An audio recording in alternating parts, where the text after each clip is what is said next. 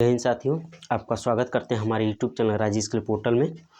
आप जो भी नवोदय की तैयारी कर रहे होंगे, वह नवोदय का एग्ज़ाम जो 18 जनवरी को था, ठीक है। आप तो एग्ज़ाम देकर आए ही होंगे। तो इसमें है हिंदी, रीजनिंग है। रीजनिंग पूछा है पहले खंड 1 में। जैसे ये भी होता है कि किसी का पहले खंड 1 में मैथ पूछ लेता है, कभी हिंदी पूछ लेता है, ठीक है ना। सबका खंड जैसे बटा रहता है, शिफ्ट में वो एग्ज़ाम में बांटे रहते हैं सब। कभी खंड जैसे इसमें भाग 1 में, खंड 1 में मतलब पहले रीजनिंग दिया है, किसी में हिंदी दिया होगा, किसी के एग्ज़ाम पेपर में मैथ दे दिया होगा, ठीक है ना। तो इससे घबराइएगा मत आप लोग। तो पहले रीजनिंग दिया है, रीजनिंग के बाद आपका मैथ दिया इसमें खंड 2 में, ठीक है। और खंड 3 में आपका हिंदी दे दिया है, ठीक है ना।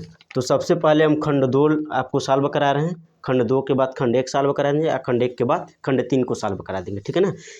ये मैथ है। आप लोग एग्ज़ाम देकर आए होंगे, सभी लोग इसी डाउट में होंगे कि जो सवाल लगाए हैं वो सही लगाए हैं कि गलत लगाए हैं, ठीक है ना। तो आइए इस डाउट को हम क्लियर करते हैं।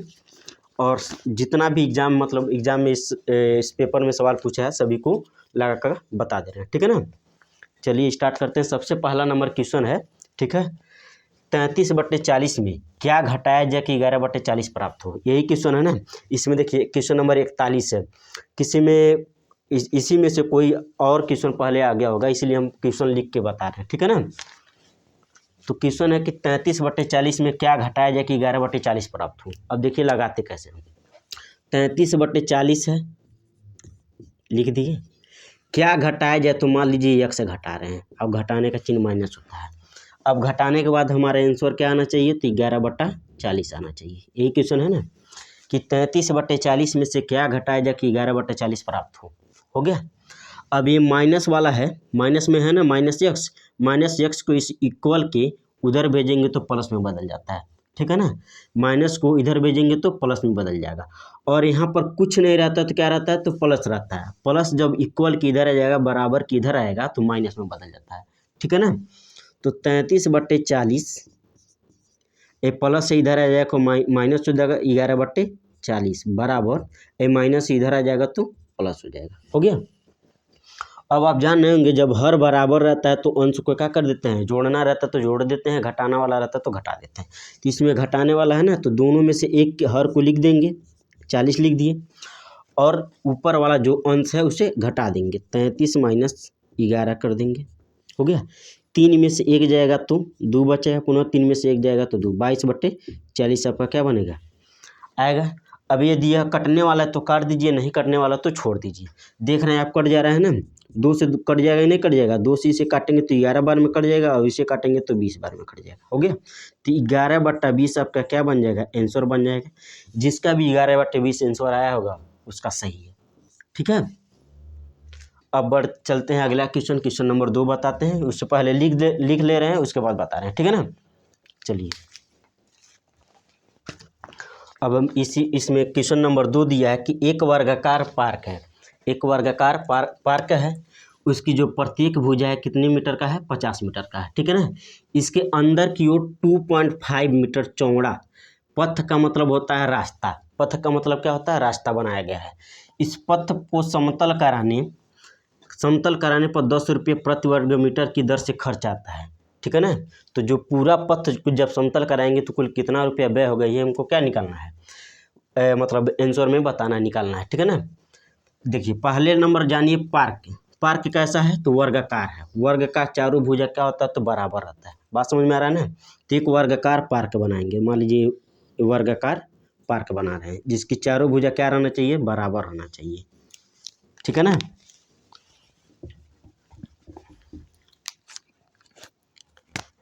यह रहा पार्क आपका। और मान लीजिए जो प्रत्येक इसकी भुजा है चारों तरफ से कितना मीटर चौड़ा है, 50 मीटर लंबा और 50 मीटर चौड़ा है, ठीक है ना। अब इसके अंदर एक रास्ता बनाए हम, रोड बनाए, ठीक है ना। पथ का मतलब यहाँ रास्ता होता है, रोड बना रहे हैं। और रोड की जो लंबाई है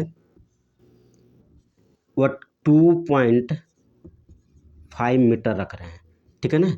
मतलब ये जो रास्ता है ना, इसकी जो चौड़ाई है कितना है, 2.5 मीटर है, ठीक है।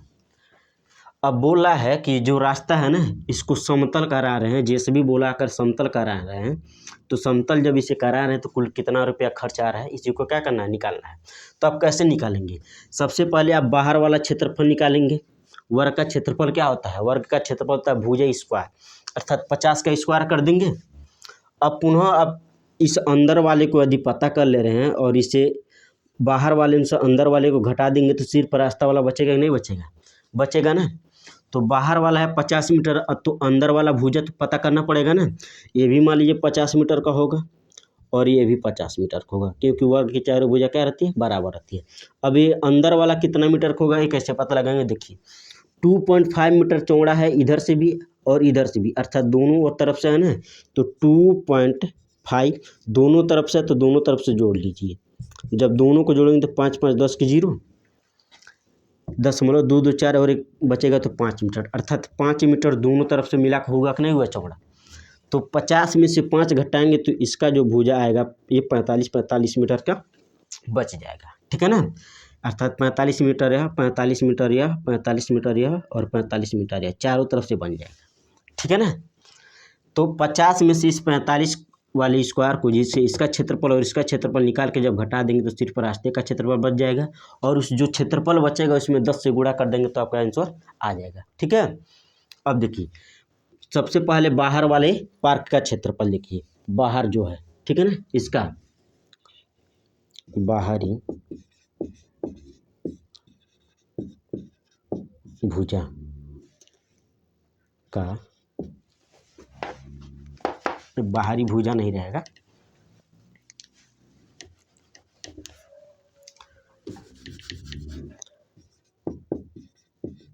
बाहरी पार्क का क्षेत्रफल, ठीक है।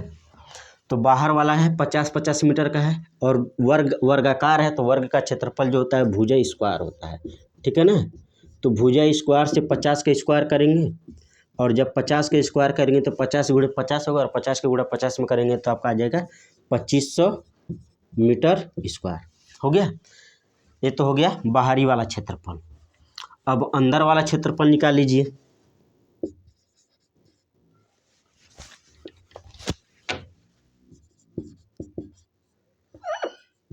अंदर वाले पार्क का क्षेत्रफल तो 45 मीटर का है ना, तो 45 का स्क्वायर, तो भुजा स्क्वायर है तो 45 का स्क्वायर कर देंगे। अब देखिए 45 के गुणे 45 होगा ना, इसका मतलब यही नहीं होगा 45 गुणे 45, गुणा आप कैसे करेंगे देख लीजिए। ये 50 से कितना कम है तो बोलेंगे 5 कम है, तो 50 से 5 कम है तो इस 5 का स्क्वायर कर दीजिए, कितना आ जाएगा 25 आ जाएगा, हो गया। अब 50 से 5 कम है तो इसे 25 में से, 50 का आधा होता है 25, 25 में से 5 को घटा देंगे तो आ जाएगा 20, अर्थात 45 गुणे 45 करेंगे तो 2025 आ जाएगा, ठीक है ना।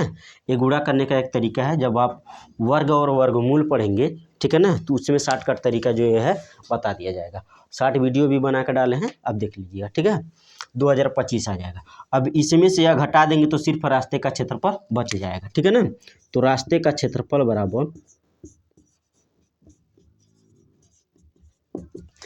2500 माइनस 2025 हो गया ना। घटाएंगे तो 10 में से 5 गया 5, 9 में से 2 गया 7 और 4 में से 0 गया 4, 2 से 2 खलास, ठीक है। इतना मीटर स्क्वायर का रास्ता है, रास्ते का क्षेत्रफल है, ठीक है ना। अब कुल कितना रुपया खर्च आया तो खर्च देख लीजिए आप, खर्च निकालना है ना। तो 475 में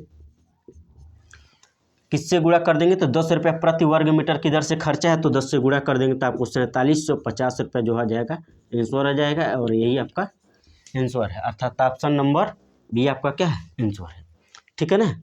एक बार और समझा दें इससे, देखिए क्वेश्चन है, एक वर्गाकार पार्क है, ठीक है ना। मोदी जी स्कीम चलाए हैं और सभी गांव में पार्क बन रहा है ना, आप सभी लोग पार्क जरूर देखे होंगे, पार्क में घूमने भी जाते हैं। तो पार्क में जब घूमने जाते हैं तो रास्ते से प्रवेश करते होंगे आप लोग, तो उस समझ लीजिए वो रास्ता जो है उसके बाहर बाहर बनाया गया है, ठीक है। और अंदर देखते होंगे कि अब बहुत ज़्यादा फूल लगाया जाता है ताकि उसका शोभा बढ़ा रहे, तभी ना लोग पार्क में जाएंगे, जितना आकर्षित रहेगा। तो उसी के हिसाब से मान लीजिए ये अंदर फूल वूल लगाया गया है और ये रास्ता बनाया गया ताकि आप बाहर बाहर घूमें, ठीक है ना, और देखें उसे। आप पार्क में प्रवेश किए तो 50 मीटर का ये जो है 50 मीटर वर्ग स्क्वायर का मतलब ये बनाया गया है, ठीक है, पार्क। और जो रास्ता इसमें बनाया गया 2.5 मीटर चौड़ा रास्ता है, ठीक है। तो रास्ते पे कभी खड़ंजा कहीं किया रहता है नहीं, देखे होंगे आप, जैसे गिट्टी उट्टी गिरा कर उससे आता है समतल करने वाला जेसीबी, दबा कर पूरा समतल करता है ना। समझिए जेसीबी आया और बोला कि रास्ते को हम यदि समतल कर रहे हैं तो हम 10 रुपये प्रति वर्ग मीटर स्क्वायर के दर से पैसा लेंगे। तो जब ये बोला 10 रुपये प्रति वर्ग मीटर स्क्वायर के दर से पैसा लेंगे, ठीक है, तो ये भी तो जानने की कोशिश करेगा कि कितना वर्ग मीटर स्क्वायर क्षेत्रफल है इसका। तो कैसे निकालेगा, तो क्या करेगा, पहले बाहर वाला पता करेगा, ठीक है। बाहर वाला पता करने के बाद अंदर वाला पता कर लेगा कितना है। तो बाहर वाले में से अंदर वाला जब घटा देगा तो सिर्फ रास्ते वाला क्षेत्रफल बच जाएगा। ठीक वही काम किए हैं, पहले बाहर वाला निकाले हैं, फिर अंदर वाला निकाल दिए हैं यह वाला, और उसके बाद इसमें से यह घटा दिए तो रास्ते का सिर्फ क्षेत्रफल बच गया, 10 से गुणा कर दिए, आंसर आ गया आपका, ठीक है। चलिए अब क्वेश्चन नंबर अगला लिखते हैं और बताते हैं उससे। अब क्वेश्चन नंबर 3 है, ठीक है ना। अगला क्वेश्चन जो है आप लोग मिलाइएगा, लिख दिए है क्वेश्चन भी कि टीना ने, एक टीना नाम की लड़की है, वह स्कूटर खरीदी है 55,000 रुपये में, ठीक है ना। कितने में खरीदी है, तो 55,000 रुपये में का कि एक सेकंड हैंड स्कूटर खरीदी। स्कूटर खरीदने के बाद इसमें कुछ खराबी था मान लीजिए, अब उसको का कि बनवाने के लिए दे दी, तो 3400 रुपये का और खर्च आ गया किस पर, मरम्मत कराने। मरम्मत का मतलब होता है बनवाने पर, ठीक है ना। कोई भी जब पुराना चीज़ खरीदा जाता है तो उसमें जो खराबियाँ रहती है उसे क्या किया जाता है, बनवा कर सही किया जाता है। अब स्कूटर को पुनः क्या कर दिया, अपने मित्र को, मित्र का मतलब अपने दोस्त को बेच दी है। अब कितने में बेची है, तो 56,030 रुपये में क्या कर दी, बेच दी। 55,000 रुपये में खरीदी, 3,400 रुपये बनवाने पे खर्च कर दी। अब क्या कि बनवाने के बाद लाभ पर या हानि पर बेच दिया जाता है ताकि कुछ फ़ायदा हो जाए या कुछ नुकसान हो। बेचेंगे तो फ़ायदा होगा या नुकसान होगा, दो ही चीज़ होगा, तो ही पूछा ना, लाभ हुआ या हानि हुआ, ये पूछा है, ठीक है। तो 55,000 ही और 3400 रुपया ही दोनों मिलाकर टोटल कितना रुपया खर्च कर दिया खरीदने पर। खरीदी मतलब कितना में है, तो खरीदी है 55,000 यह हो गया, और 3400 रुपया जो खर्च वाला रहता है उसे भी इसी में जोड़ दिया जाता है खरीदने पर। ये भी तो हमारे के जो खरीदे हैं क्रय में आएगा कि नहीं आएगा। जैसे बड़े बड़े जो बिजनेसमैन होते हैं, मान लीजिए आप ही कहीं पर दुकान खोले, ठीक है ना, तो आप सामान खरीदने कहीं जाएंगे, दूर जाएंगे, शहर में मान लीजिए चले गए, तो सामान जब खरीद कर लेके आएंगे, ठीक है, तो भाड़ा जो रहेगा वो भाड़ा तो भी जोड़ेंगे ना सामान पर, तभी ना आपको फ़ायदा होगा। तो ठीक इसी प्रकार से जो 55,000 में खरीदी है, 3400 रुपये बनवाने में, तो दोनों को जोड़ेंगे तभी ना पता चलेगा कि हाँ टोटल कितना रुपया खर्च कर दिए। तो 55,000 यह हो गया, 3400 रुपया यह हो गया। साफ आ रहा है ना, क्लीन आ रहा है ना, यह नहीं आ रहा है, क्या है, रुक जाओ। खरीदी टोटल कितने में है, खरीदी है 55,000 यह हो गया, प्लस 3,400 रुपया यह हो गया। अब दोनों को जब जोड़ देंगे आप तो 400 रुपया यह हो जाएगा, और 5 3 8 अर्थात 58,400 रुपया टोटल में खरीदी है बाइक, ठीक है। अब बेची उसे, बेची कितने में है, तो 56,030 रुपये में क्या कर दी है, बेच दी है।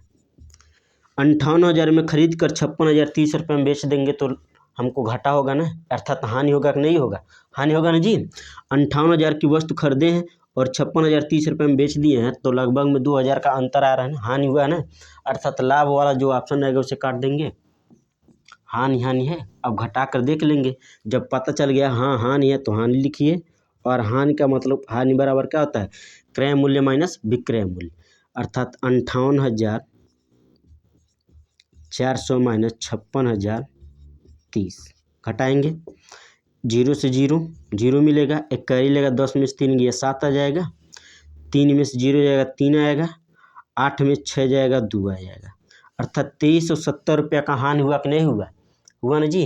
अर्थात ऑप्शन नंबर बी आपका क्या है, सही है। जिसका भी आया होगा उसका आंसर है। ठीक है, चलिए अब क्वेश्चन नंबर अगला लिखते हैं और इसे बताते हैं। चलिए अब क्वेश्चन नंबर अगला है कि एक दुकानदार 1 रुपये की 5 टॉफी की दर से खरीदता है। इसका मतलब यह हुआ कि 1 रुपया में 5 टॉफी खरीदता है। ठीक है, तथा 1 रुपये की 4 टॉफी की दर से बेचता है। अर्थात 1 रुपये में 4 गो बेचता है। 1 रुपये में 5 तो खरीदा, ठीक है, और 1 रुपये में 4 गो बेचा। ठीक है, तो कितने टॉफी का लाभ हो रहा है, 1 टॉफी का लाभ हो मतलब उसे हो रहा है कि नहीं हो रहा, हो रहा है ना। अब क्या किया, 125 रुपये का लाभ कमाना चाह रहा है। ठीक है, तो बोला 125 रुपये का लाभ कमाने के लिए वह कितना टॉफी बेचेगा। ये टॉफियों की संख्या है। ठीक है ना, कितना टॉफी हमको बेचेंगे तो 125 रुपये का लाभ होगा, ये हमको निकालना है। सॉरी, चलिए लगाते हैं इसे। 1 रुपये में 5 टॉफी खरीदा, अर्थात 5 टॉफी का मूल्य कितना है तो 1 रुपया है। ठीक है, 5 टॉफी, टी का मतलब यहाँ टॉफी होगा। ठीक है, तो 5 टॉफी का मूल्य 1 रुपया है। ठीक है, तो 1 टॉफी का मूल्य कितना हो जाएगा तो 1/5 रुपया। ठीक है, 1 टॉफी का मूल्य कितना हो जाएगा तो 1/5 रुपया। ठीक है, एक क्या है तो एक खरीदा है। ठीक है ना, खरीदा कितना है तो 1 टॉफी का मूल्य 1/5 रुपया, ये तो खरीदा वाला हो गया ना। अब बेचा है, बेचा कितने में है तो देखिए 1 रुपये की 4 टॉफी की दर से बेचता है। अर्थात 4 टॉफी का दाम कितना है तो 1 रुपया है, तो 1 टॉफी का दाम कितना हो जाएगा 1/4 रुपया। हो गया, हुआ कि नहीं हुआ। तो यह खरीदा है और यह इसे बेचा है ना। तो हम देख रहे हैं कि 5 टॉफी खरीदा था और 4 ही टॉफी बेच रहा है, तो 1 टॉफी का उसका मतलब फ़ायदा हो रहा है कि नहीं हो रहा है। तो 1 टॉफी का मतलब फ़ायदा हो रहा है ना, तो लाभ निकालेंगे तो लाभ बराबर क्या होता है, विक्रय मूल्य माइनस क्रय मूल्य, यही होता है। विक्रय मूल्य कितना है 1/4 रुपये का, रुपया नहीं लिखेंगे यहाँ पर, माइनस खरीदे कितने में 1/5, घटाएंगे 5 एकम 5, 4 एकम 4, 5 - 4 बट्टे 5 चौको 20, तो 5 में 4 जाएगा तो 1/20 रुपये का क्या हो जाएगा, लाभ हो जाएगा। ठीक है ना, इसका मतलब क्या हुआ कि जैसे यहाँ पर 5 को इधर बेचेंगे तो 5 एकम 5 अर्थात 5 टॉफी का मूल्य 1 रुपया हो रहा है ना। ठीक उसी प्रकार से जब 1/20 रुपया है ना, तो इसको जब इक्वल की इधर भेजेंगे तो 20, इसका मतलब क्या हो जाएगा 20 टॉफी का दाम कितना हो जाएगा 1 रुपया। अर्थात 20 टॉफी बेच रहे हैं तो 1 रुपये का लाभ हो रहा है। इसका मतलब क्या हुआ, ये लाभ है ना, लाभ निकाले हैं ना, 1/20 रुपये का क्या हुआ, लाभ हुआ ना।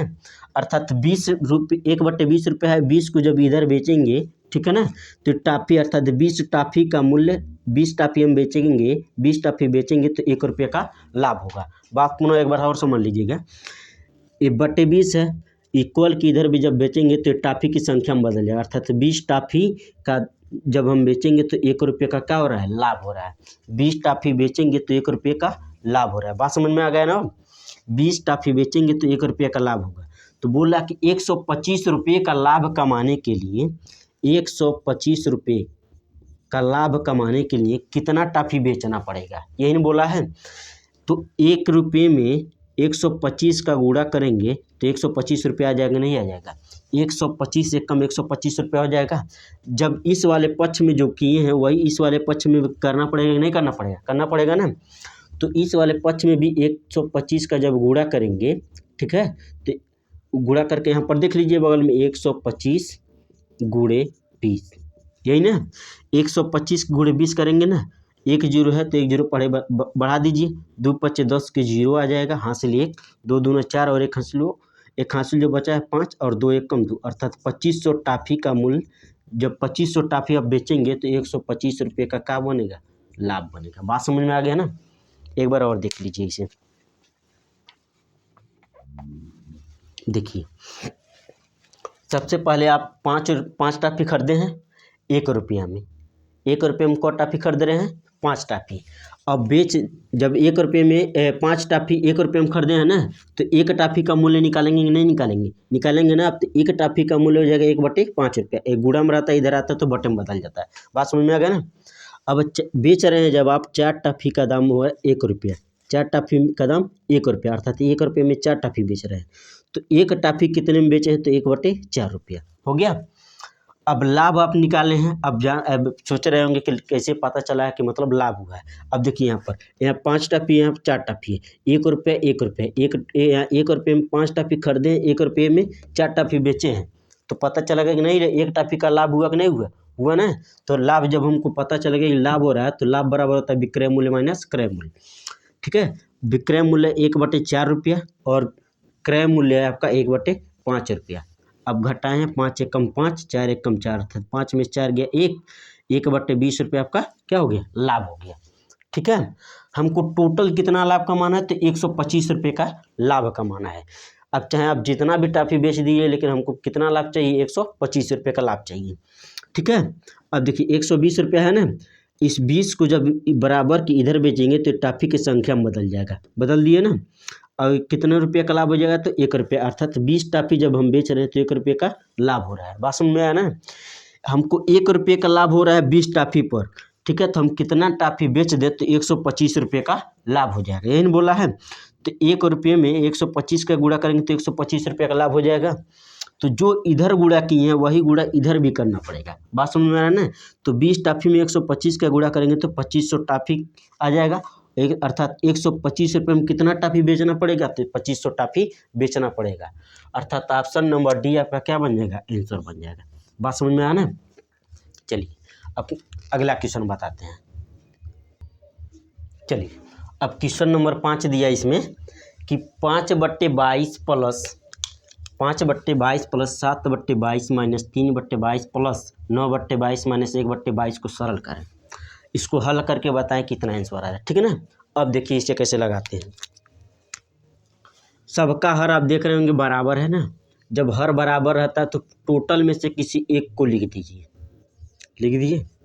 ऊपर वाला जैसे उसको ऐसे लिखिए। 5 प्लस है तो प्लस 7, माइनस है तो -3, प्लस है तो +9, -1 हो गया। अब जोड़ना है तो जोड़िए, घटाना है तो घटाइए। ठीक है, 7 5 12, 12 में से 3 गया 9 आएगा, 9 9 18, 18 में से 1 गया तो आ जाएगा आपका 17। अब 22 बट्टे तो अर्थात 17/22 आपका क्या बन जाएगा? आंसर। अर्थात ऑप्शन नंबर बी आपका क्या है? सही है। ठीक है ना। एक बार और देख लीजिए। टोटल हर बराबर है 22 22 22 22 22 है, तो 1 लिख देंगे और ऊपर वाला जो है उसे सेम वैसे लिखना है, चिन्ह के साथ लिखना है। ठीक है ना। चिन्ह देखिए 5 है तो 5, प्लस है तो प्लस, 7 है 7, माइनस है माइनस, 3 है 3, 9 है 9, प्लस है तो प्लस, यहाँ माइनस है -1। ठीक है, 7 5 12। पहले आप ये भी कर सकते हैं, पहले प्लस वाला को जोड़ लीजिए, उसके बाद माइनस वाला को 1 में जोड़ के घटा दीजिए। ठीक है ना, वो आप पर निर्भर करता है।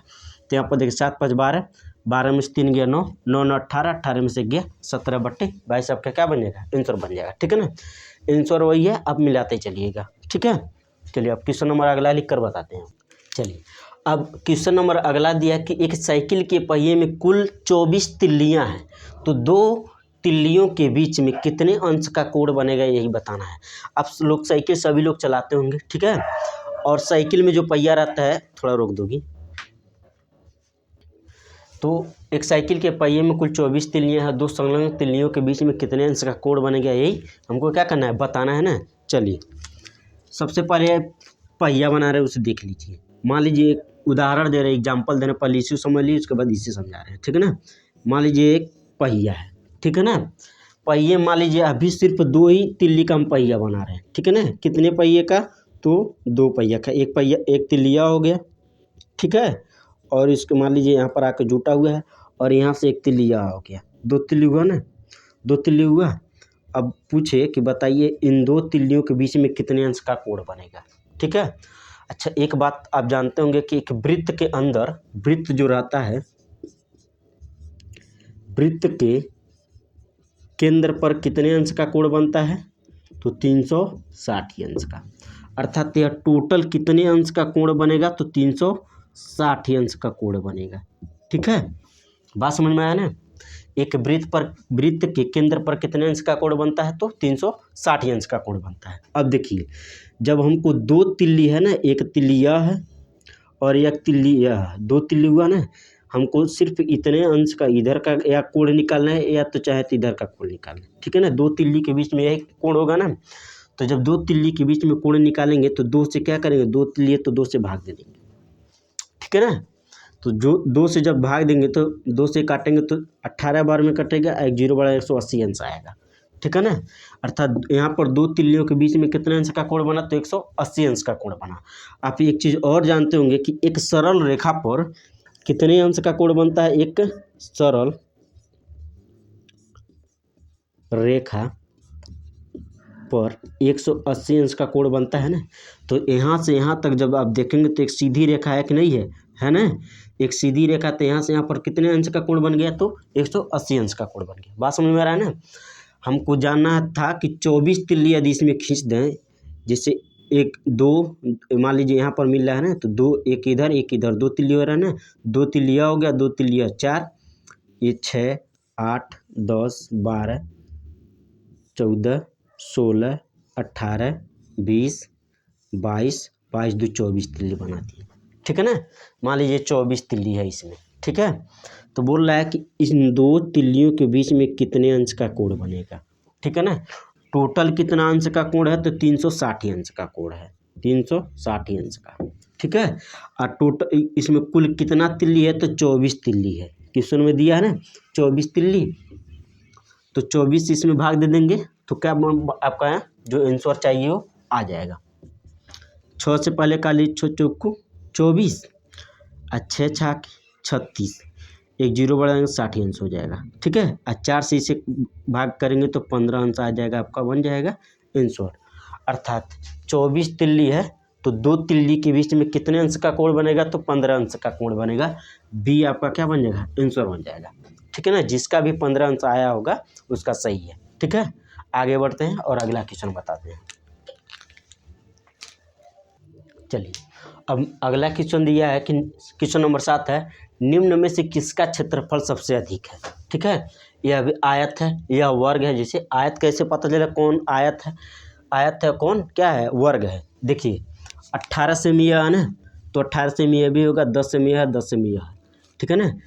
वर्ग में चारों भुजा बराबर रहता है और आयत में आमने सामने की भुजा क्या रहता है? बराबर रहता है, ठीक है ना। तो 18 सेमी यह है तो 18 सेमी ऊपर भी होगा, 10 सेमी यहाँ पर है, 10 सेमी यहाँ पर होगा, ठीक है। ये वर्ग है, यह भी आयत है, यह भी आयत है। बोल रहा है इन चारों में से किसका क्षेत्रफल सबसे अधिक है, ठीक है ना। तो सबसे पहले सबका क्षेत्रफल निकालिए, उसके बाद से आंसर दीजिए, ठीक है। तो ये वाला हम लगा रहे हैं, यह वाला क्वेश्चन लगा रहे हैं और इसका क्षेत्रफल निकाल रहे हैं, ठीक है ना। ये क्या है? तो आयत है। तो आयत का क्षेत्रफल बराबर क्या होता है? लंबाई गुणे चौड़ाई होता है ना, लंबाई गुणे चौड़ाई, लंबाई गुणे चौड़ाई होता है। लंबाई इसमें 18 सेमी और चौड़ाई है 10 सेमी। 18 गुणा 10 में करेंगे तो 180 सेमी आ जाएगा स्क्वायर, ठीक है। अब बी वाला निकालिए, 14 गुणे 14 है ना, वर्ग है या, तो वर्ग का क्षेत्रफल करेंगे भुजा स्क्वायर, अर्थात 14 गुणे 14 बराबर 196 सेमी स्क्वायर। इसका गुणा इसमें आप लोग कर ही लेंगे, ठीक है। 14 गुणे 14 करेंगे तो 196 सेमी स्क्वायर हो जाएगा। सी वाला आप निकालेंगे 12 गुणे 16, आयत का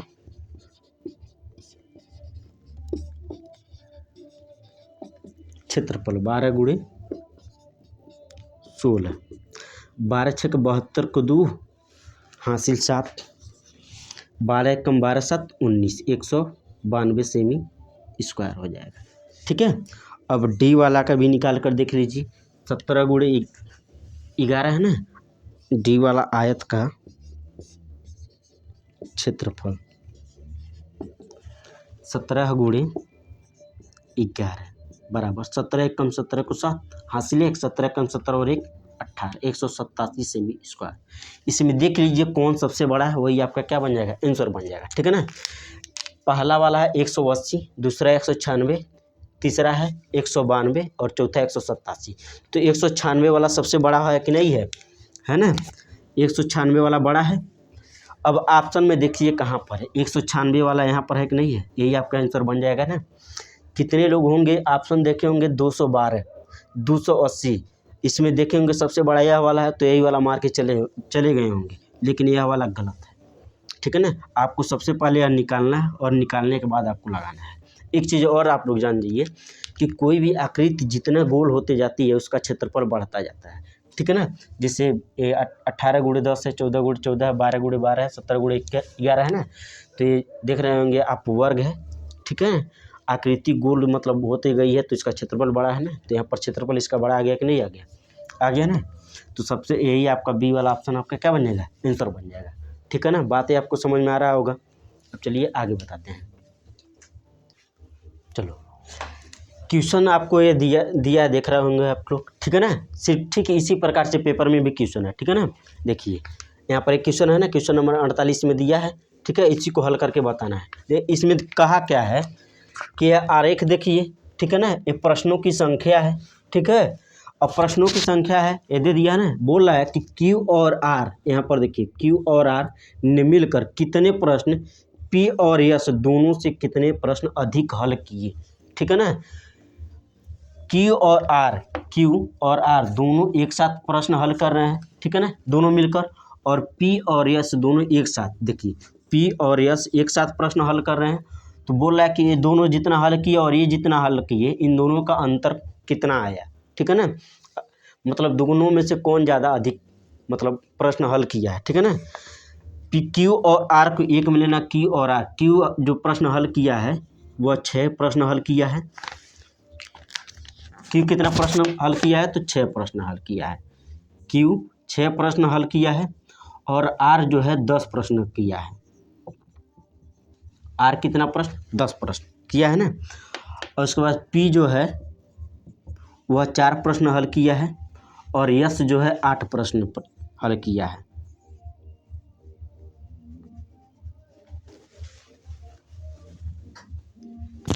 S कितना प्रश्न हल किया है, तो 8 प्रश्न हल किया है।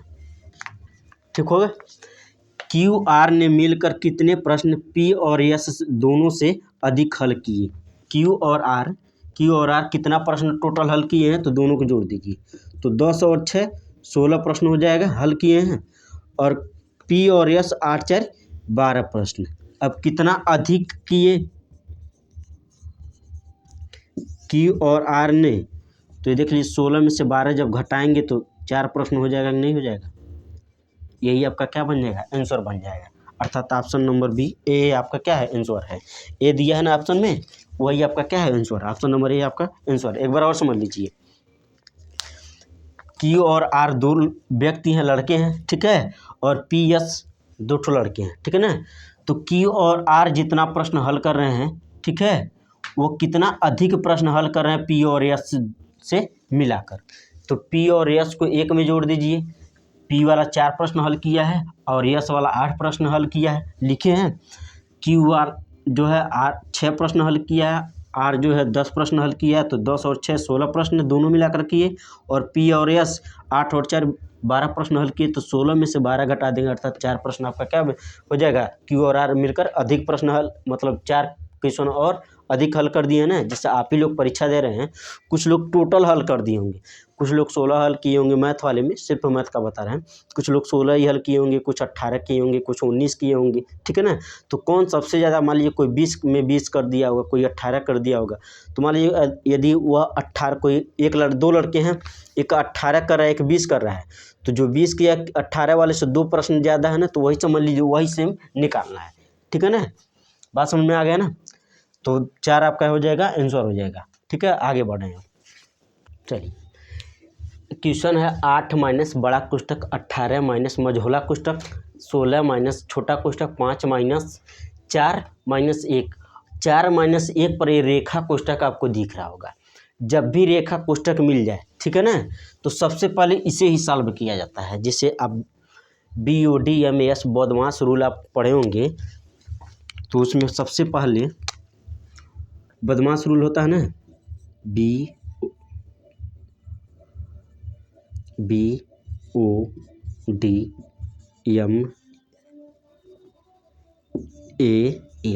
ठीक है ना। तो इसमें सबसे पहले आपका रहता है रेखा कोष्ठक, ठीक है, रेखा कोष्ठक रहता है, उसके बाद छोटा वाला, पुनः मझोला वाला रहता है कोष्ठक, और उसके बाद बड़ा वाला। मतलब ये हुआ पहले रेखा कोष्ठक सॉल्व करिए, तब छोटा, तब मझोला वाला, फिर बड़ा वाला, बड़ा वाला लास्ट में करना रहता है। और ओ का मतलब होता है ऑफ का मतलब होता है का, और का मतलब होता है घुड़ा। डी का मतलब होता है डिवाइड का मतलब भाग करना। ये मल्टीप्लाई मतलब गुणा, एडिशन मतलब जोड़, या सब्ट्रैक्शन मतलब घटाना, ठीक है ना। तो पहले इसे करेंगे, उसके बाद इसे सॉल्व करेंगे, पुनः इसे यदि है तो करेंगे ये वाला। यदि क्वेश्चन में यह रहता है, आप कहीं रहता है तो इसको करते हैं, नहीं रहता तो कोई बात ही नहीं, ये रहेगा तो यह करेंगे, यह फिर पुनः यह, ऐसे सीरियल नंबर से ऊपर से नीचे आया जाता है सॉल्व करते हुए, ठीक है ना। बात समझ में आया ना। तो सबसे पहले आप देख रहे होंगे कि रेखा कोष्ठक कहाँ है, तो आप देख रहे हैं यहाँ पर है ना। अब एक चीज़ और देखेंगे, कुछ बच्चे होंगे नहीं जो जानते होंगे, तो क्या करेंगे, -4 है, -4 है और -1 है, यही ना है। अब कोष्ठक जो रेखा कोष्ठक है सिर्फ 4 और 1 पर है। यदि वह रेखा कोष्ठक को सॉल्व करना नहीं जानते होंगे, क्या करेंगे, -4 -1 को जोड़ के लिख देंगे -5, जो गलत है, ठीक है ना। जो क्या है, गलत है। आपको करना क्या है, जिस पर रेखा रहता है, जिस पर रेखा कोष्ठक रहता है, उसी को सिर्फ सॉल्व करना आता है। यहाँ पर माइनस रहे या न रहे इससे कोई मतलब नहीं। यहाँ पर देखिए 4 -1 है ना, इस माइनस को नहीं लेना, 4 में से 1 घटा देंगे तो कितना आ जाएगा, 3 आ जाएगा। अब माइनस लगा देंगे, अर्थात -3, 4 में से 1 गया 3, और ये माइनस लिख देंगे तो -3 हो जाएगा। यह नहीं कि -4 -1 है तो 5 -5 कर देंगे, ऐसा नहीं करना, ठीक है ना। हम क्या करेंगे, 4 में से 1 घटा के सिर्फ 3 -3 लेंगे, और उसके बाद ये चिन्ह है तो इसका -3 आ जाएगा, अर्थात यहाँ पर कितना आ जाएगा, तो -3 आएगा, ठीक है ना। यहाँ पर कितना आ जाएगा, तो -3 आ जाएगा। 5 में से 3 घटाएंगे तो 2 आएगा ना, इस माइनस से गुणा कर देंगे तो -2 आ जाएगा। 16 में से 2 घटाएंगे तो कितना आएगा, 14 आ जाएगा। और माइनस का गुणा 14 में करेंगे तो -14 हो जाएगा, ठीक है ना। माइनस का गुणा इसमें करेंगे तो -14 हो गया ना, ये माइनस वाला यहाँ पर आ जाएगा -14। 18 में से 14 घटाएंगे तो 6 आएगा, नहीं आएगा, आएगा ना जी। तो 6 आएगा, माइनस का गुणा कर देंगे तो -6 हो जाएगा। 18 में 4 आएगा, 18 में 4 गया तो 4 आएगा, हो गया ना। अब माइनस ये वाला माइनस ला गया, 8 में से 4 गया तो 4 आ जाएगा, अर्थात 4 आपका क्या बन जाएगा, आंसर बन जाएगा। ऑप्शन में सी है आंसर, तो ये आंसर बन जाएगा, ठीक है ना। एक बार और इसे विस्तार से बता के दिखा रहे हैं आपको।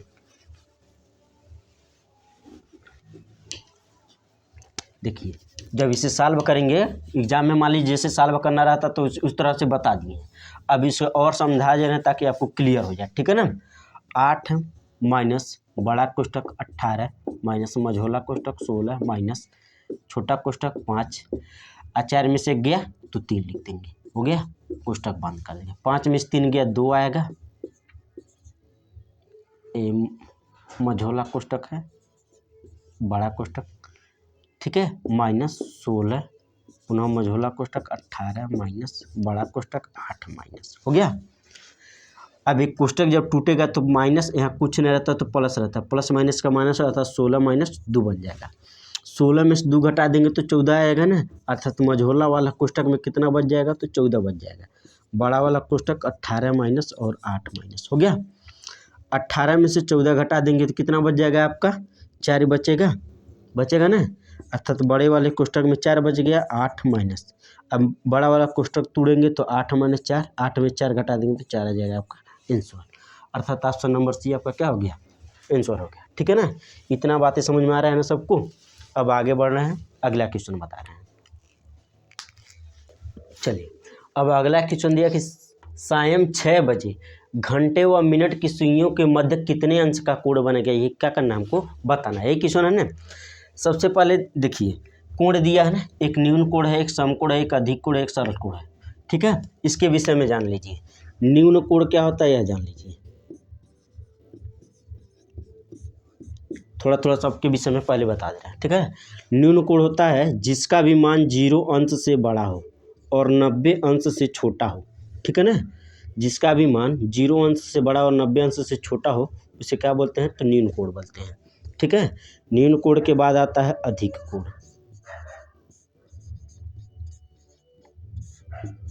ठीक है।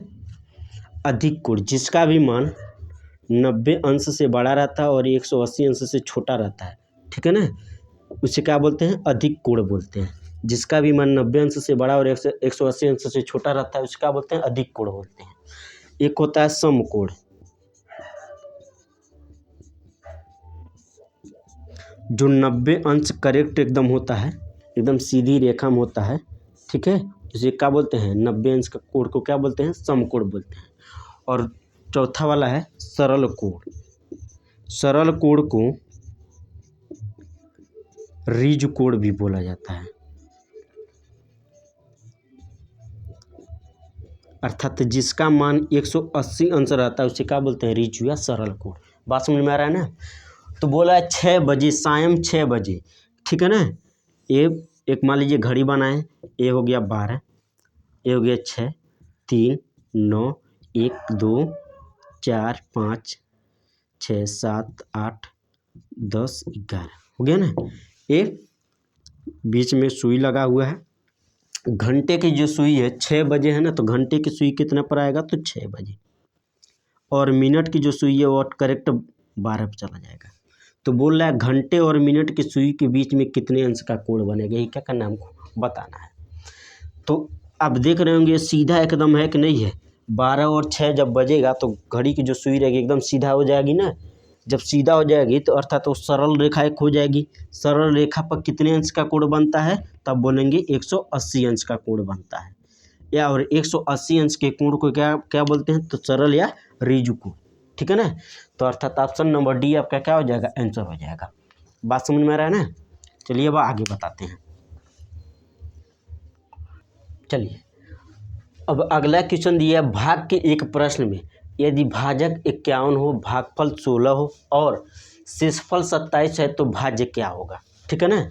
तो भाज्य बराबर पहले क्या होता है जान लीजिए। भाज्य का सूत्र होता है भाज्य बराबर भाजक गुणे भागफल प्लस शेषफल, ठीक है। अब भाजक कितना दिया है, तो 51 दिया है, गुणे भागफल कितना दिया है, तो 16 दिया है, और शेषफल कितना दिया है, तो 27 दिया है। इस पर रख दीजिए और गुणा करके लगा दीजिए, आपका आंसर बन जाएगा। चलिए देखिए 16 को गुणा 51 में, 16 एक कम 16 को 6 हासिल 1, 16 85 और 1 81, 816 आ गया। अब देखेंगे 800 के लपेटा में सिर्फ यही है, तो इसी को मार के आगे बढ़ सकते हैं आप एग्जाम में जब लगाएंगे तब। अब 27 को जोड़ दीजिए, प्लस 27 कर दीजिए, 7 6 13 को 3, 2 1 3 और 1 4 और 8 को 843 आपका क्या बन जाएगा, आंसर बन जाएगा। और ये आपका क्या है, आंसर है, ऑप्शन नंबर ए, ठीक है ना। एक चीज़ और थोड़ा सा जान लीजिए, भाज्य और भाजक, अब भागफल प्लस शेषफल, ठीक है। जो इसके अंदर संख्या लिखते हैं उसे बोलते हैं भाज्य, और जिससे भाग देते हैं उसे बोलते हैं भाजक, और जितने बार में भाग चला जाता है उसे बोलते हैं भागफल, ठीक है। और यहाँ लास्ट में जो बच जाता है उसे बोलते हैं शेषफल, ठीक है ना। तो इसका गुणा इसमें कर देते हैं और इसे जोड़ देते हैं तो भाज्य मिल जाता है। बात समझ में आ गया ना। इसका गुणा इसमें कर देंगे, अब प्लस इसे जोड़ देंगे तो आपका भाज्य मिल जाता है। बात समझ में आ गया, ये पूरा समझ में आ गया होगा आपको। अब आगे बढ़ते हैं, अगला क्वेश्चन बताते हैं। चलिए अब अगला क्वेश्चन दिया है 9432 डिवाइड बाई 1.25, ठीक है ना। 1.25 से 9432 में भाग दे रहे हैं तो 7545.6 आंसर आ रहा है, ठीक है ना। तो अब बोल रहा है कि 9.432 में 12.5 से भाग देते इसमें से कौन सा आंसर क्या होगा, आंसर होगा, यही हमको बताना है, ठीक है ना। देखिए 9.432 और भाग किससे देना है, तो 12.5 से, यही भाग देना है ना। यदि आप तुरंत लगाना चाह रहे हैं तो देखिए यहाँ पर ध्यान से देखिए, 12 है, 9 है, पूरा वाला संख्या देखिए, 9 है 12 है, ये वाला बड़ा है कि नहीं है। अर्थात पहले दशमलव लगाएंगे उसके बाद ही भाग जाएगा ना। दशमलव लगाने के बाद एक अंक जीरो बढ़ेगा, उसके बाद भाग ही जाएगा ना। अर्थात दशमलव लगाएंगे ना, सबसे पहले जब दशमलव लगाएंगे तो आप देखेंगे 0 कुछ अंक आएगा, तो इसी में सिर्फ ऑप्शन में है कि नहीं है, यही मार देंगे आंसर, आगे बढ़ जाएंगे। हो गया, लग गया। बात समझ में आया ना यहाँ तक, लेकिन हम आपको लगा के भी दिखा दे रहे हैं, ठीक है ना। देखिए अब लगाते कैसे हैं, गुणा करेंगे, दशमलव सबसे पहले हटाएंगे। आप मान लीजिए छोटे 4 में है तो पहले क्या करेंगे, दशमलव हटाएंगे ना, तो दशमलव के इधर कितना अंक है, तो 3 अंक है, तो 1 लिख कर 3 को 0 लिख दीजिए, और जो ऊपर रहता है उसी को नीचे भी लिखा जाता है, गुणा किया जाता है, ताकि इससे कट जाए तो सेम यही मिल जाए, ठीक है ना, मान में कोई परिवर्तन ना हो, ठीक है। अब देखिए इससे जब इसमें गुणा करेंगे तो 9432 मिल जाएगा, और इससे जब इसमें गुणा करेंगे तो आपका मिल जाएगा 125। देखिए एक अंक इधर जाएगा तो 1 0 हट जाएगा और 2 0 और बच जाएगा, लिख देंगे, हो गया। अब 125 से इसमें भाग दे दीजिए और लास्ट में 2 अंक और बढ़ाकर 0 लगा देंगे तो हो जाएगा आपका आंसर। देखिए 125 से इसमें भाग दे के दिखा दे रहे हैं आपको, 125 9432 है। 125 3 अंक है तो 3 अंक इसमें लीजिए, 3 अंक है इसमें, 3 अंक इसमें लिख दीजिए। लगभग में देखिए 9 है ना, तो अगर 9 लिख रहे हैं तो 9 एकम 9 9 दूना 18, 9 एकम 9 10 ज़्यादा हो जा रहा है ना। 8 लिखेंगे तो 8 दूना 16, 8 एकम 8 एक 9 ज़्यादा हो सकता है, ठीक है ना। लेकिन आप सब आसमान में देखेंगे 7 7 दिया है तो 7 लिख दीजिए। 7 पचे 35 को 5 हासिल 3, 7 दूना 14, 14 और 3 17 को 7 हासिल 1, 7 एकम 7 और 1 8, 875 आएगा, घटाइए, ठीक है ना। एक कैरी लेगा, 13 में से 5 गया 8 आया, यहाँ पर एक कैरी लेगा, 13 में 7 गया 6 आया, और 8 से 8 कट जाएगा, 2 उतारेंगे 682 हो जाएगा, हो गया। अब लगभग में देखिए सब में 5 5 5 5 दिया है तो 5 लिख दीजिए, 5 5 जा 25, 2 कैरी बन जाएगा, 5 2 जा 10, 10 और 2 12 को 2 कैरी 1, 5 1 जा 5 और 1 6, अर्थात 625 आया, घटाइए। एक कैरी लेगा, 12 में से 5 गया 7, 7 में से 2 गया 5, 57 आ गया, हो गया ना। अब दशमलव लगा के यहाँ दशमलव जब लगाएंगे 1 0 और बढ़ जाएगा तो 570 हो जाएगा, हुआ ना। अब देखिए 4 बार में भाग चला जाएगा, 4 पच्चे 20 के 0 हासिल 2, 4 दूना 8 2 10 के 0 हासिल 1, 4 एकम 4 और 1 5, घटाएंगे तो 70 आ जाएगा। पुनः एक 0 बढ़ा सकते हैं, जब दशमलव लग गया 0 बढ़ा देंगे, ठीक है।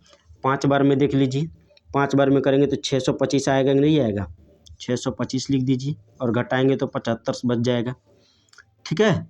पुनः एक 0 बढ़ जाएगा, अब 6 बार में भाग दे दीजिए, 6 पच्चे 30 के 0 हासिल 3, 6 दूना 12 3 15 5 हासिल 1, आ रहा है नीचे, नहीं आ रहा है, ये 750 यहाँ पर लिख दे रहे हैं हम। 6 बार में 6 पच्चे 30 के 0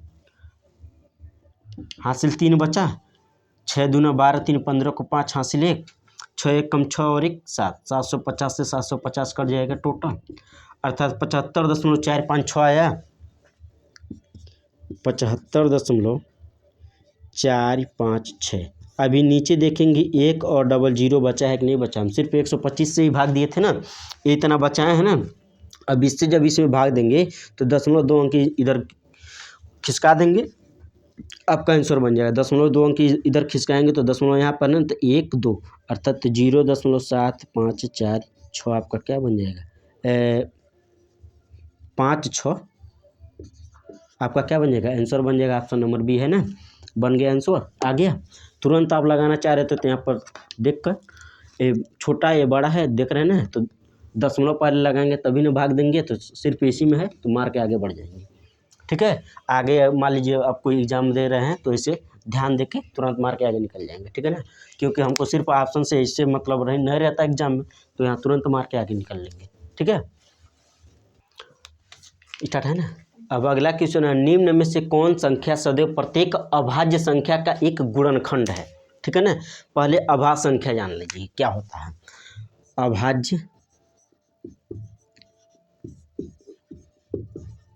संख्या, ठीक है ना, अभाज्य संख्या यही ना, जिसका भी कोई भी संख्या रहे, यदि उसके सिर्फ 2 ही गुणनखंड हैं, ठीक है ना, 2 ही गुणनखंड का मतलब वह सिर्फ 2 ही प्रकार से कट सकता है, तो क्या है अभाज्य संख्या। जैसे 2 है 2 को किससे किससे काट सकते हैं, तो 1 से और 2 से, 1 और 2 से, अर्थात वो 1 से कटेगा और खुद से कटेगा।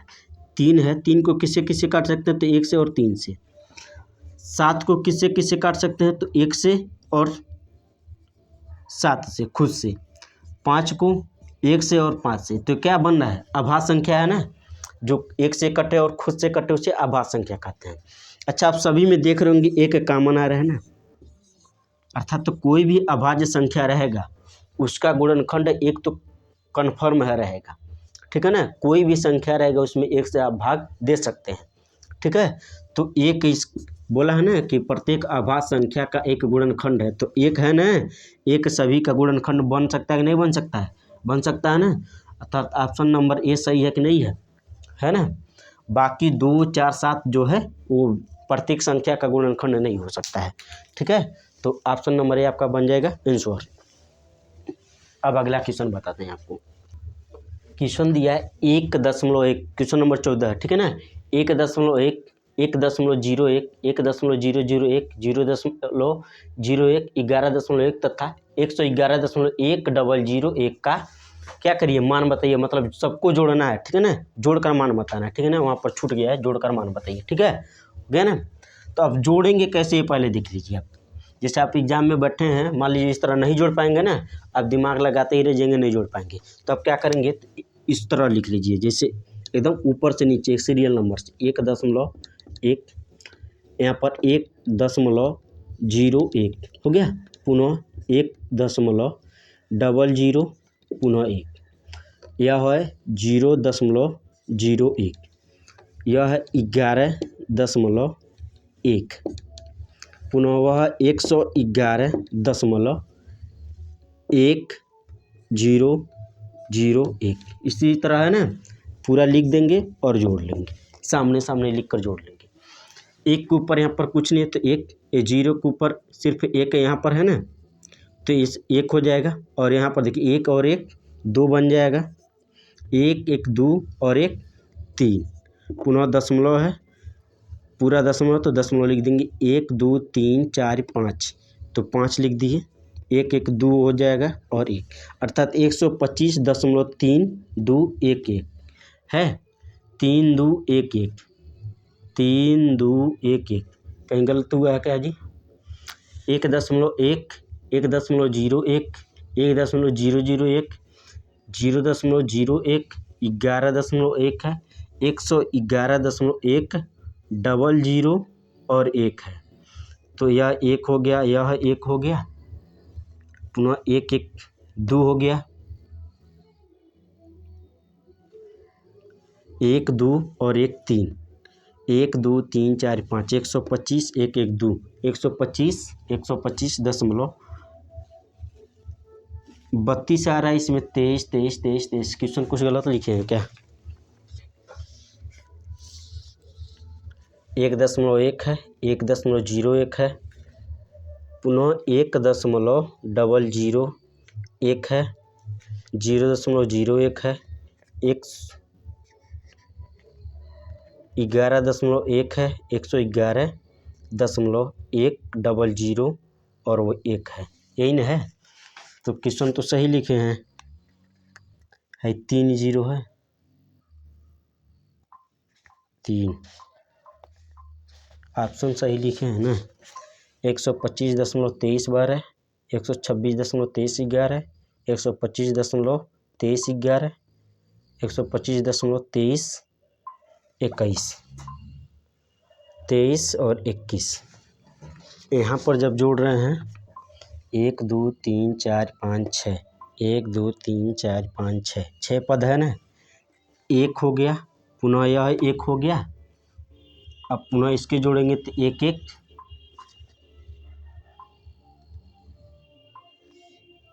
1 1 2,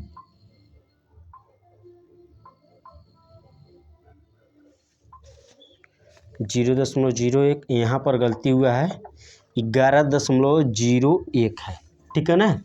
1 1 2 1 3, यहाँ पर 3 आएगा, 1 1 2 और 1 3 हो जाएगा, 1 और 1 2, अर्थात 125.2311 जिसमें रहेगा वह आंसर है। ऑप्शन नंबर बी आपका क्या है, सही है। यही वाला गलत लिख दिए तो थोड़ा सा, यह वाला गलत लिख दिए थे थोड़ा सा, इसलिए गलत हो गया था, ठीक है ना। क्वेश्चन जो है यही वाला है, अब सही हो गया, ठीक है ना। आप लोग मिला लेंगे, आपके मतलब क्या बोले पेपर में होगा ही, क्वेश्चन मिला लेंगे, सेम है, और उसको जोड़ेंगे तो 125.2311 आएगा, एकदम करेक्ट आंसर, ठीक है ना। समझ में आया ना। इसको इसी तरह लिख कर आप एग्जाम में बैठे हैं तो इस तरह लिखिए सामने सामने और जोड़ दीजिए, आपका आंसर मिल जाएगा, ठीक है। आगे बता रहे हैं अगला क्वेश्चन।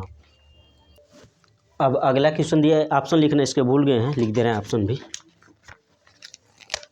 ऑप्शन जो है आपका ए है 3.03 पुनः 0 1 2 3, बी है आपका 3.03303 और सी है 3.003303 और डी है 3.0303003, ठीक है ना।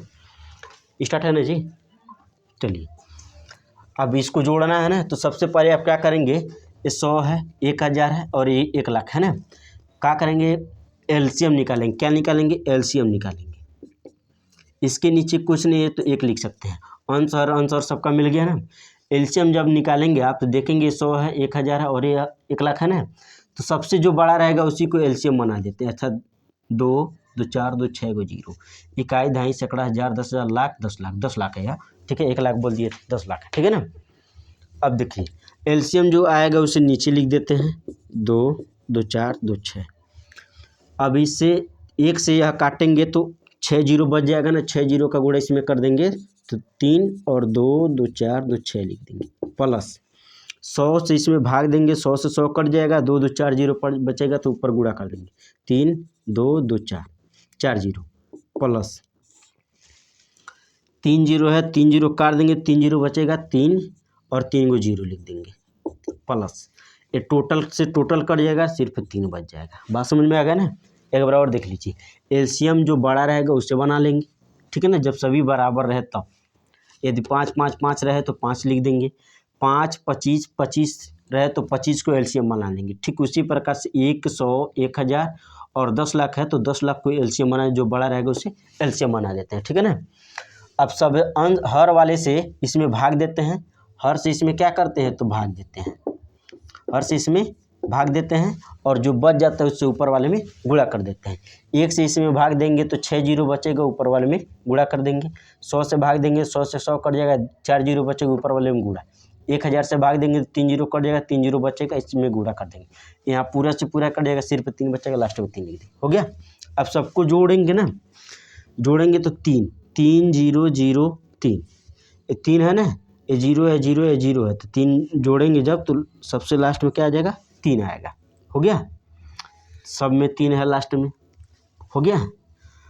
1 0 इसमें कट गया, 1 0 इसमें। अब ये 0 0 0 1 0 लिख देंगे, 2 0 कट गया, 0 0 0 0 लिख देंगे। तीसरा वाला कट गया,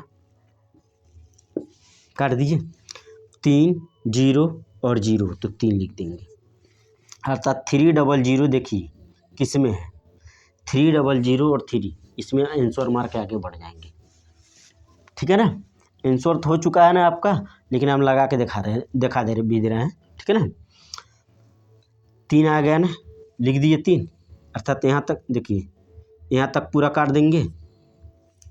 कौन वाला जोड़े, ये वाला था ना, यही वाला 3 है ना, तो ये वाला अब इसको जोड़ेंगे, ये वाला बचा 3 0 3 और 0 तो 3 बन जाएगा, और 1 0 लिख देंगे, अब पुनः यह 3 लिख देंगे, हो गया ना।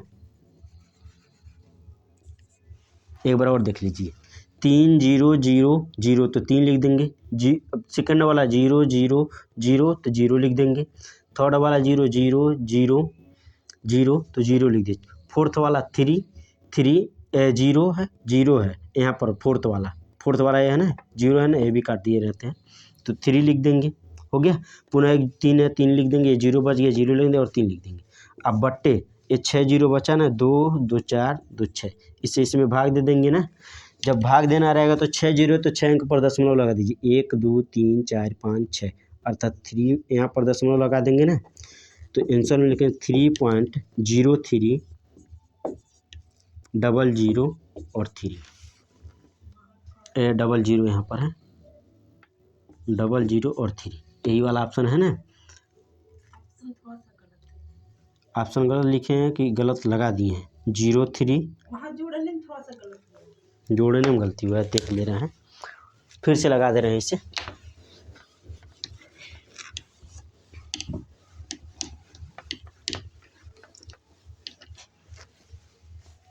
देखिए सबके बट्टे में 1 लाख लिखेंगे, 10 लाख 3 2 2 4 2 6 0 है ना, 2 2 4 2 6 2 2 4 2 6 लिख दिए।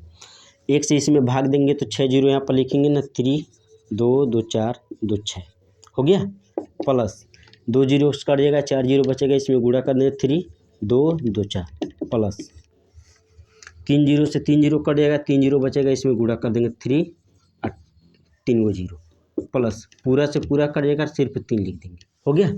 अब जोड़ेंगे, जोड़ रहे हैं 3 0 0 0 तो 3 हो जाएगा,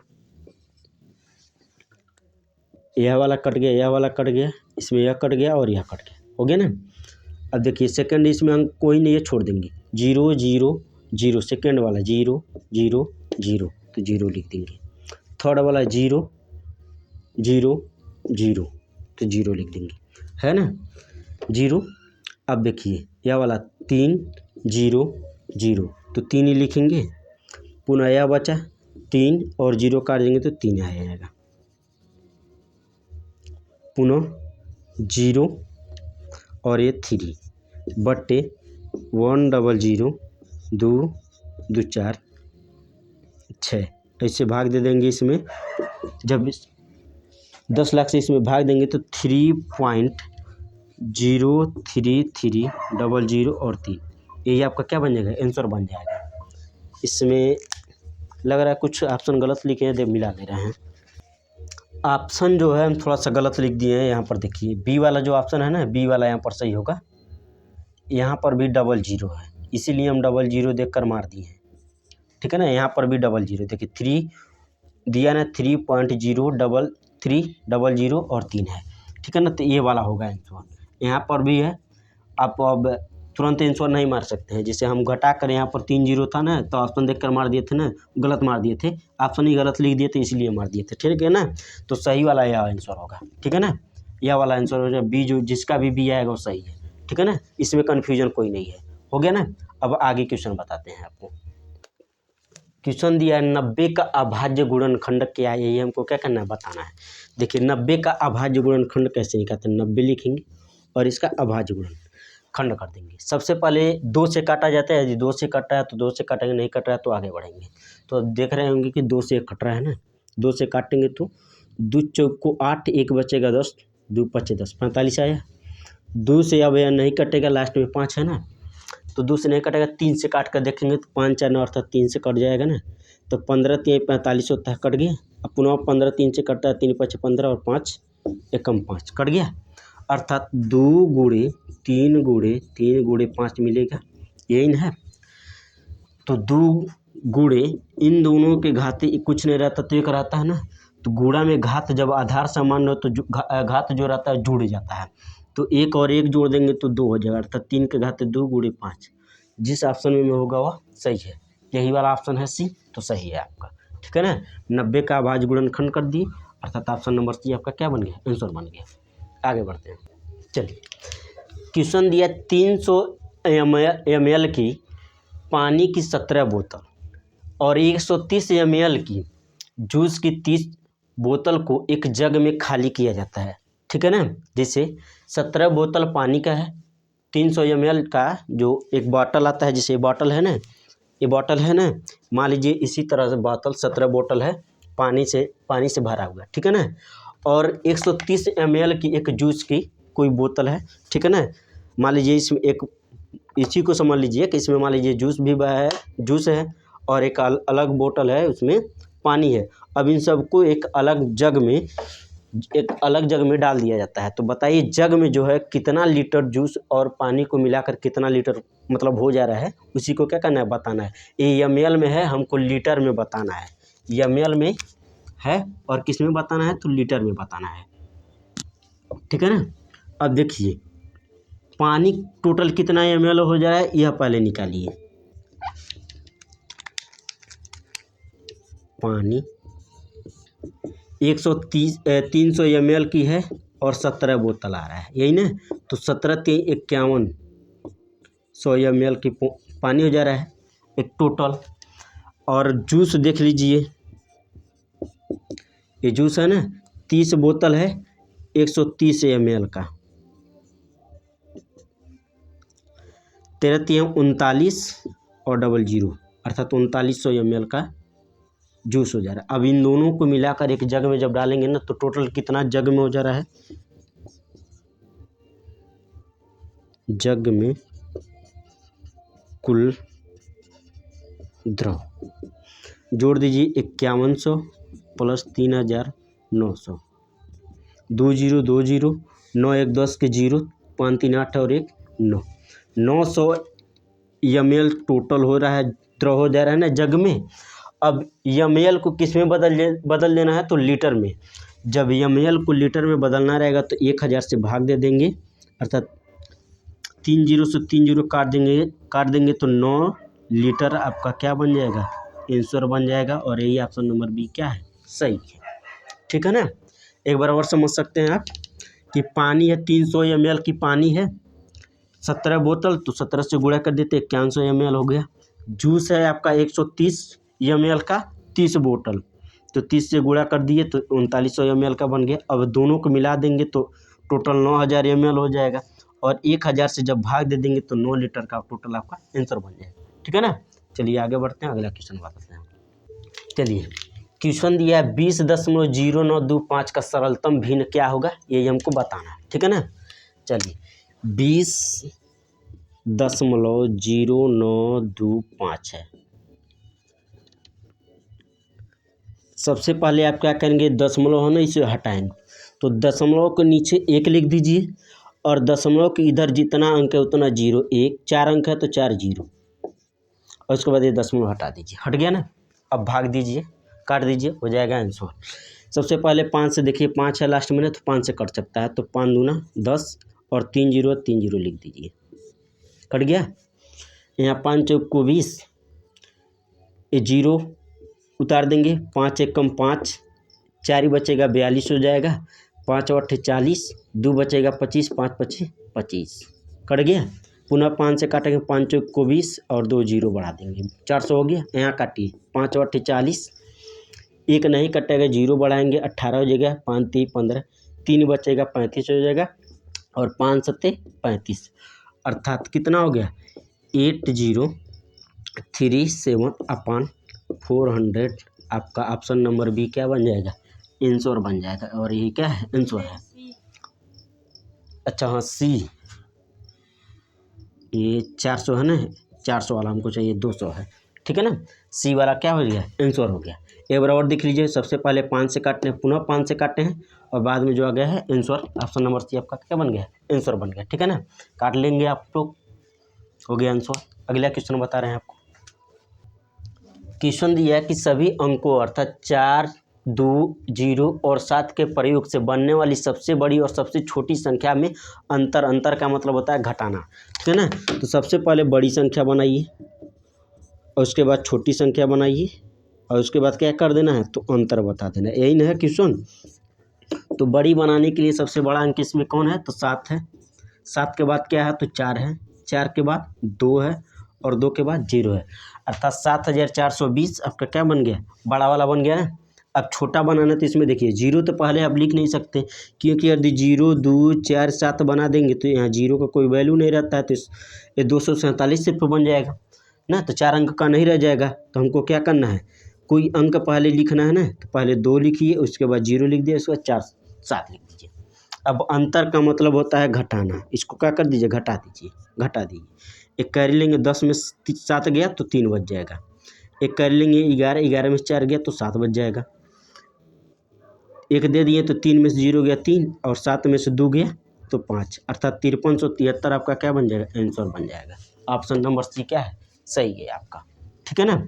ये बड़ी संख्या है, छोटी संख्या, और अंतर घटा देंगे तो अंतर हो जाएगा आपका आंसर। चलिए अब अगला क्वेश्चन बताते हैं। चलिए अब क्वेश्चन दिया है, लास्ट क्वेश्चन है। सुरेश अपने चाचा से मिलने के लिए 9 बजे अपने घर से चलता है। सुबह में 9 बजे अपने चाचा से मिलने के लिए, कहीं दूर रह रहे हैं, उनसे मिलने के लिए चल दिया। वह 10 मिनट पैदल चला, ठीक है ना, कुछ दूरी पैदल चला, उसके बाद से बस स्टैंड पर पहुंच गया और 1 घंटा 5 मिनट बस में चला, ठीक है ना। उसके बाद से फिर बस से उतरा और 15 मिनट पुनः पैदल चला। उसके बाद अपने चाचा के घर पहुंच गया है, ठीक है ना। अपने चाचा के घर पहुंचने के बाद 3 घंटा 20 मिनट वहाँ पर बैठा था। उसके बाद से वह पुनः अपने घर के लिए रवाना हुआ और 3:30 पर अपने घर जाकर पहुंच गया, अपने घर पुनः वापस आ गया, ठीक है ना। पूरा देख लीजिए डाटा क्या है। 9 बजे निकला है घर से, ठीक है, 10 मिनट पैदल चला है, 1 घंटा 5 मिनट बस में चला है, ठीक है, पुनः 15 मिनट पैदल चला है और 3 घंटा 20 मिनट क्या हुआ है तो रुका हुआ है अपने चाचा के घर पर, और शाम के टाइम में 3:30 पर पुनः अपने घर आ गया है। पुनः अपने घर कहाँ चला है तो घर चला है। तो बोल रहा है वापसी की यात्रा में उसे कितना समय लगा, अर्थात अपने चाचा के घर से जब वो घर अपने चाचा के घर से अपने घर जब आया तो कितना समय लगा, वही हमको क्या करना है बताना है। चलिए देखिए 9 बजे निकला है ना, तो 9 बजे क्या हुआ, निकला कब है, निकला है कब बजे तो 9 बजे। चलिए सबसे पहले 10 मिनट वह पैदल चला है, पुनः 1 घंटा 5 मिनट बस में चला है। तो 1 घंटे में कितने मिनट होता है तो 60 मिनट, और 5 मिनट यह जोड़ देंगे, 60 5 65 मिनट टोटल हो जाएगा। प्लस 15 मिनट पैदल चला है तो 15 मिनट और जोड़ देंगे, टोटल कितना मिनट हो गया, या 5 5 10 को 0 हासिल 1, 6 1 7 1 8 कैरी 9, अर्थात 90 मिनट टोटल हो गया यह, ठीक है। और 3 घंटा 20 मिनट अपने चाचा के घर रुका है, 3 घंटा 20 मिनट अपने चाचा घर रुका है ना। अच्छा इसको यदि हम घंटा में बदलें तो 60 मिनट का 1 घंटा होता है तो 1 घंटा लिख दिए, प्लस 30 मिनट आपका बचेगा कि नहीं बचेगा, 60 में से 90 में से 60 घटाएंगे तो 30 मिनट और बचेगा, अर्थात 1 घंटा 30 मिनट का यह हो गया। और 3 घंटा 20 मिनट अपने चाचा के घर क्या हुआ रुका हुआ, 3 घंटा 20 मिनट अपने चाचा के घर क्या हुआ रुका हुआ। तो टोटल कितना टाइम होगा, 3 और 1 4 घंटा 20 मिनट अपने चाचा के घर तक जाने में और वहाँ पर रुकने में लगा दिया, ठीक है ना।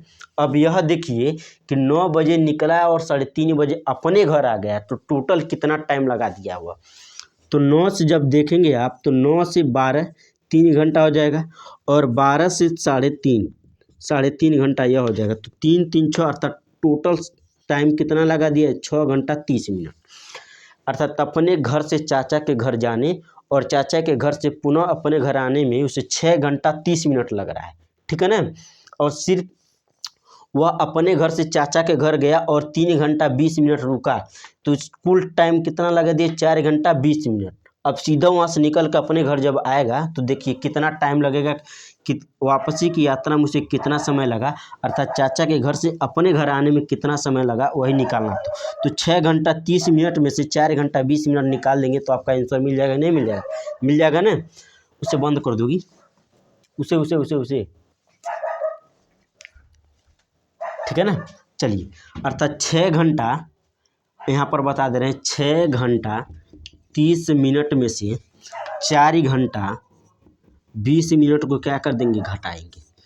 देखिए 4 घंटा 6 घंटा 30 मिनट हुआ है, तो 1 मिनट रुक जाइए, कहीं कुछ गलत नहीं कर दिए हैं। तो 3 1 4 30 20, यहाँ पर 30 और 20 जोड़ेंगे तो 50 होगा ना, ये 50 मिनट बन जाएगा, और यहाँ पर भी 50 मिनट होगा, 50। अब देखिए 30 में से 50 तो नहीं घट पाएगा, तो क्या करेगा, 1 घंटा इससे मांगेगा, 1 घंटा मांगे, 1 घंटा में कितना मिनट होगा तो 60 मिनट, 30 में 60 जोड़ेंगे तो टोटल कितना हो जाएगा तो 90 मिनट हो जाएगा। 90 मिनट में से 50 मिनट घटाएंगे तो 40 मिनट आ जाएगा आपका। अब देखिए 1 घंटा इसमें से दे दिया तो 5 घंटा बचा, 5 घंटा में से 4 घंटा घटाएंगे तो 1 घंटा बच जाएगा, अर्थात 1 घंटा 40 मिनट उसे अपने चाचा के घर से वो वापस अपने घर आने में लगेगा। ऑप्शन नंबर सी आपका क्या बन जाएगा, आंसर बन जाएगा। एक बार और इसे पूरा को दोहरा दे रहे हैं, सुन लीजिए। सुरेश नाम का एक लड़का है, 9 बजे अपने घर से निकला है, 10 मिनट पैदल चला है, 1 घंटा 5 मिनट बस में चला है। तो 1 घंटे में 60 मिनट और 60 मिनट में 5 मिनट जोड़ देंगे तो 65 मिनट हो जाएगा।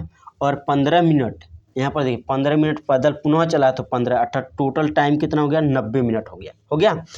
90 मिनट को घंटा में बदलेंगे तो 1 घंटा 30 मिनट हो जाएगा, हो गया। और 3 घंटा 20 मिनट अपने चाचा के घर पर रुका है। अब जोड़ेंगे तो 3 1 4 30 20 50, अर्थात 4 घंटा 50 मिनट टोटल उसका टोटल टाइम हो गया, ठीक है ना। अब देखिए सुबह में 9 बजे निकला था और शाम को 3:30 बजे अपने घर आ गया था, तो टोटल कितना टाइम लग गया, तो 9 से 12 3 घंटा यह हो गया। अब 12 से 3 ही 3 घंटा ही 6 घंटा और 30 मिनट, अर्थात 6 घंटा 30 मिनट तो उसका टोटल टाइम हो गया। 6 घंटा 30 मिनट में से 4 घंटा 50 मिनट घटा देंगे तो 1 घंटा 40 मिनट आएगा। और यहाँ पर थोड़ा सा देख लीजिए, 30 में से 50 नहीं जाएगा तो यह एक हाथ से नहीं लेगा, ये टोटल पूरा 60 मिनट टाइम लेगा, 1 घंटा, अर्थात 1 घंटा में 60 मिनट उधार लेगा। तो 60 में 30 जोड़ेंगे तो 90, 90 में से 50 जाएगा तो 40, अब 5 में से 4 जाएगा तो 1, अर्थात 1 घंटा 40 मिनट आपका क्या बन जाएगा, आंसर बन जाएगा। आपका यहीं पर पूरा समाप्त होता है, ठीक है। आप लोग अपना अपना आंसर मिला लीजिएगा, ठीक है। यदि कहीं पर डाउट रहता है तो आप कमेंट में बताइएगा। वीडियो यदि आपको अच्छा लग रहा है तो लाइक करिए, सब्सक्राइब करिए और शेयर करिए, और आप हमारे चैनल से जुड़िए और पढ़िए, ठीक है ना। कहीं भी कोई दिक्कत रहे तो कमेंट करके ज़रूर पूछिए, हम अगले वीडियो में उस जो दिक्कत रहेगा उसे दूर करने का प्रयास करेंगे, ठीक है ना। धन्यवाद वीडियो देखने के लिए।